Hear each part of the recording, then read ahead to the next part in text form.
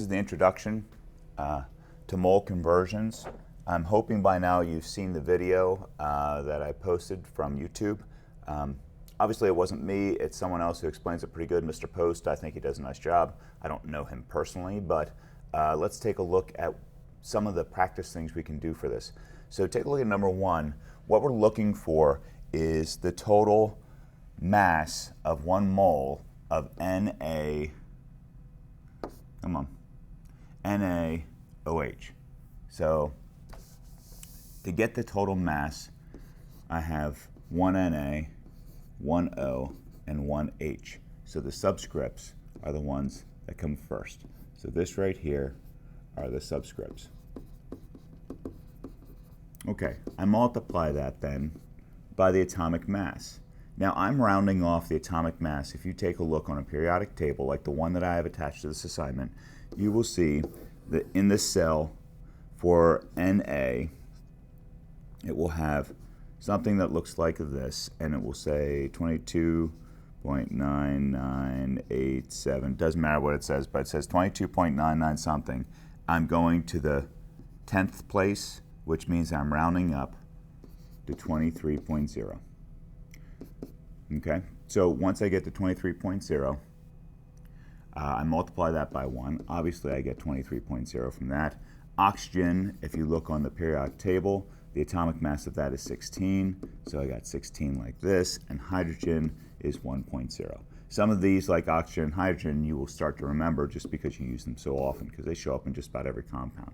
So what I do then is simply add them up as I go down, and I get 40 like this. That is the number of grams in 1 mole of excuse me, sodium hydroxide. 40 grams per mole. Okay, so let me get rid of some of this stuff here. We can do some of these, like this will go much quicker now that you've seen how to do it. The 2 and the 1. Notice that there's a 1 there, but we don't write 1, so if you don't see anything, it's a 1. That's 1.0, so that's 2.0. There we go, 2 times 1.0, and 1 times 16 gives you 16. That's how we get 18 grams per mole. So remember, we're multiplying subscript times atomic mass. This number right here is the atomic mass. There we go. Of each of the atoms, or each of the elements. So one more, let's take a look at one that's just a little bit more complicated. Let's take a look at number 6. So here for number 6, I have N, I have H, I have S, and I have O. Okay? So subscripts for this. Now the 2 on the outside of a parentheses means I multiply everything inside the parentheses by what's outside the parentheses. So normally I would have 1 N and 4 H's. That's what the no number there for the N and the 4 for the H means.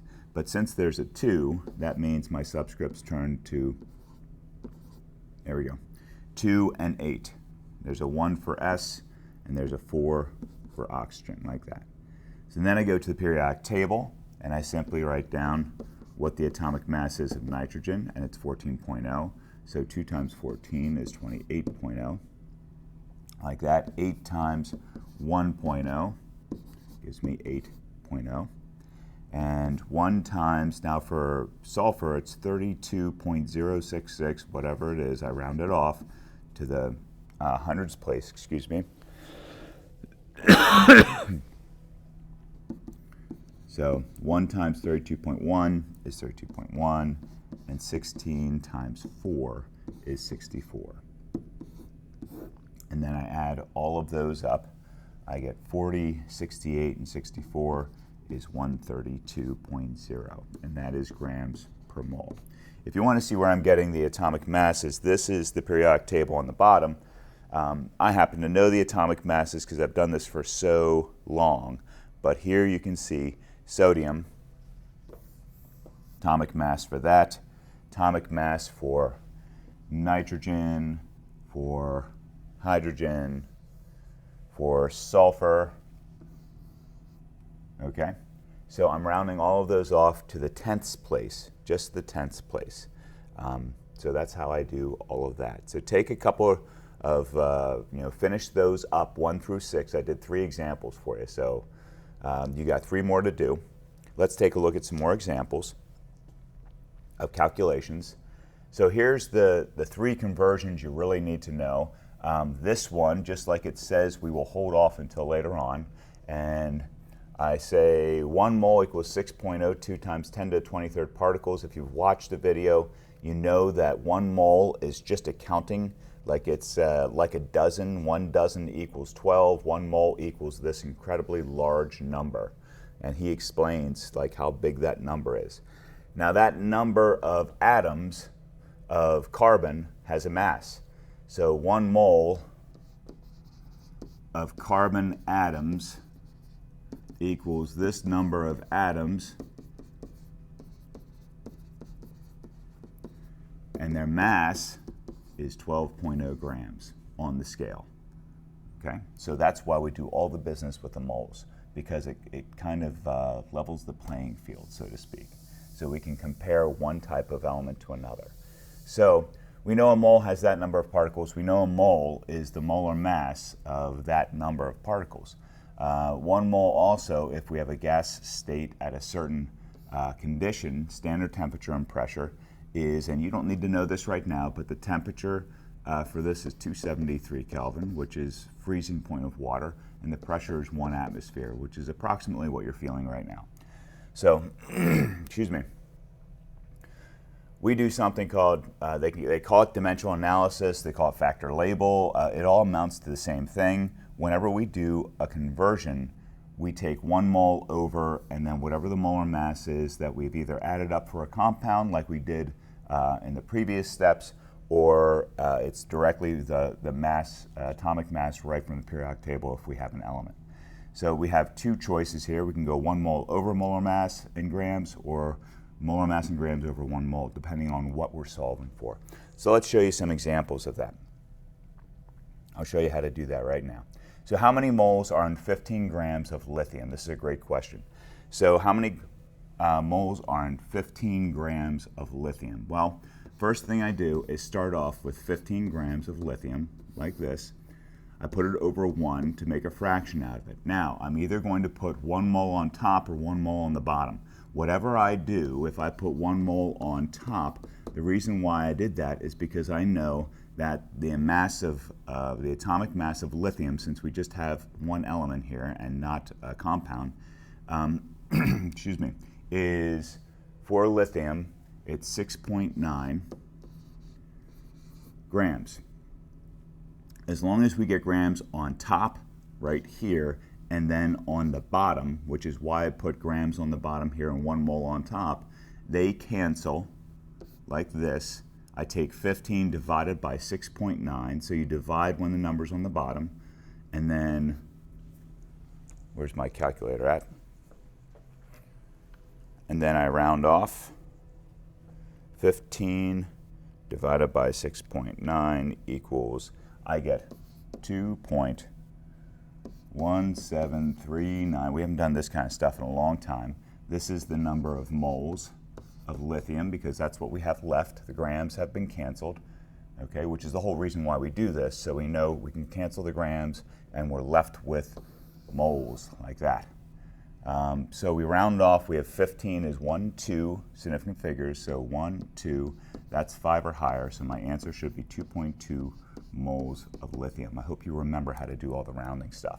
So let me get rid of some of this stuff here, like that, and take a look at the next one. So how many grams are 2.4 moles of sulfur? So the first thing I do is put whatever number I have with the units on top, like that, over 1.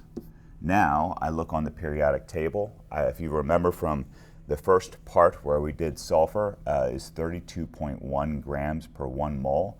So in this case here, I'm going to put 1 mole on the bottom.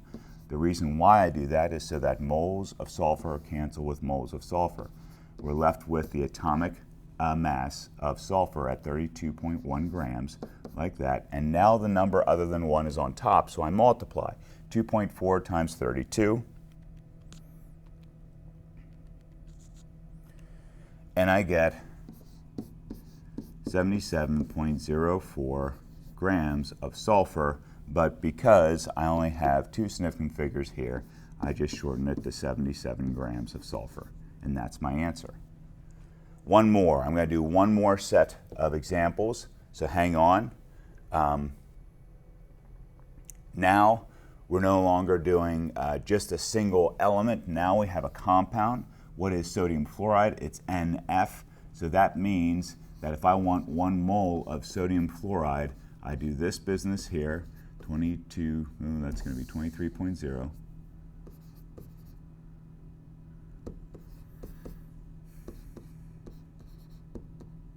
And fluorine is 19.0. This is the atomic mass of sodium and fluorine. Check it out on the periodic table.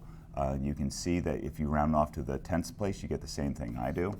So that's 23 plus 19, like this, and I end up with 42 grams per mole. Oops. Come on. There we go. Like that. So let's start the problem now. So now I got 4.5 moles of sodium fluoride over 1. Always put the number that we start with the units over 1. And then, do I want 1 mole on top or 1 mole on the bottom? If you said 1 mole on the bottom, like this, you were correct, so that we can cancel moles and moles, like that. And then the amount of mass of 1 mole of sodium fluoride goes on top. And then 4.5 times 42.0. 4.5 times 42.0. And I get 189 grams of sodium fluoride. 2 places.